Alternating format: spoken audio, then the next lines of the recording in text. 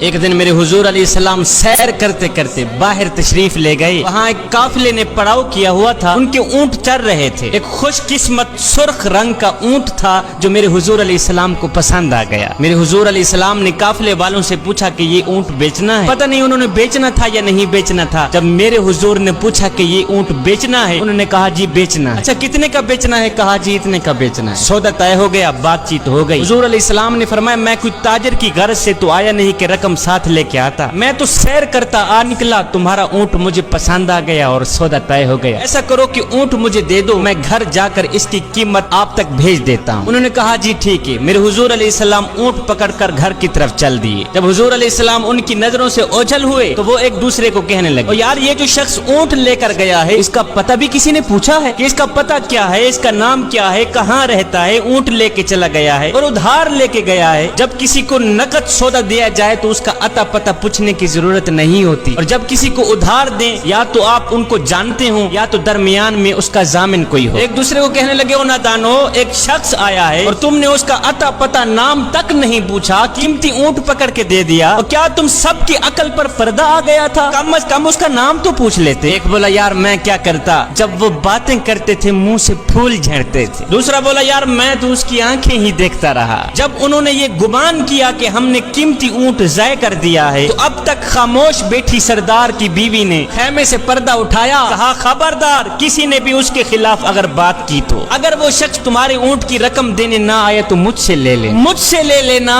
میں اس شخص کی ضامنہ ہوں. انہوں نے کہا اچھا تو اسے جانتی ہے؟ کہا نہیں میں بھی نہیں جانتی. کہا جب جانتی ہی نہیں پھر ضمانت کیسے دے دی؟ کہا جب تم سودا کر رہے تھے تو میں خیمے کے اندر سے دیکھ رہی تھی کہ جس کا چہرہ اتنا خوبصورت ہو وہ جھوٹ بولتا ہی نہیں, وہ دھوکہ دے ہی نہیں سکتا. ابھی تمہارے پیسے آنے والے ہیں. تھوڑی دیر گزری ہی تھی کہ میرے حضور علیہ السلام کے غلام آ گئے پیسے لے کے. کہنے لگے کون ہیں وہ لوگ جس سے ہمارے آقا نے اونٹ خریدا ہے؟ کہا جی ہم لوگ ہیں. صحابہ نے کہا یہ لو تمہارے اونٹ کی رقم, یہ لو تمہارے اونٹ کی قیمت. انہوں نے کہا بھائی قیمت بعد میں دینا, پہلے یہ بتا کہ وہ محبوب رہتا کہاں پہ؟ صحابہ نے کہا سامنے مدینے میں اس محبوب کے ڈیرے ہیں. کہا پھر رقم بھی اپنے پاس رکھو, اونٹ بھی اپنے پاس رکھو, ہمارے دل بھی اپنے پاس رکھو, ہمیں تو اب دن رات اس محبوب کا دیدار ہی چاہیے. ہائے میرے حضور کی صورت ہی کیا دیکھی, اونٹ بھی بک گیا, خود بھی بک گئے, سارا کا سارا قافلہ مسلمان ہو کر حضور کی غلامی